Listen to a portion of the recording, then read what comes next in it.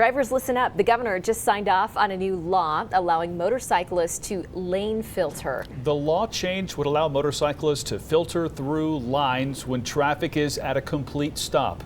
KRDO 13's Andrea Herrera explains the incoming changes in this story that's new at 4.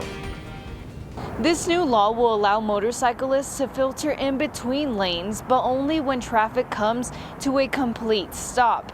This new law will also ask drivers to drive 15 miles or under when participating in this act.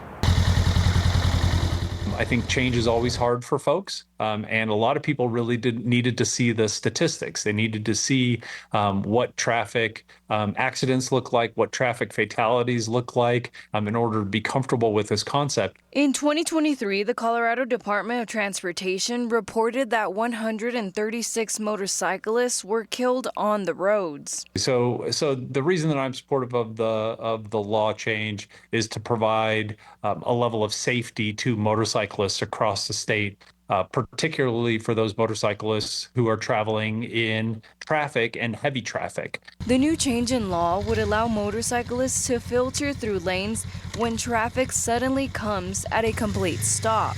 You know, what we don't want to see is motorcyclists needing to expose themselves to rear-ending accidents. Daniel Schweidler, a Colorado Springs rider, is happy with the law change. Yeah, I really do think it'll help with the safety.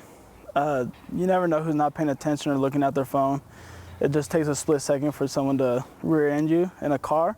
So as a motorcyclist, it will life or death situations. The new law goes into effect on August 7th, but CDOT plans to collect data for the following 3 months after that to see if the law is helping lower motorcycle crashes. That is part of the bill, and that is something that we all agreed on, is that we think that it's going to make things safer for motorcyclists and for motorists in general. But if it turns out that it's not the case, none of us want to see something like this continue if it turns out that the statistics just didn't hold true here in Colorado.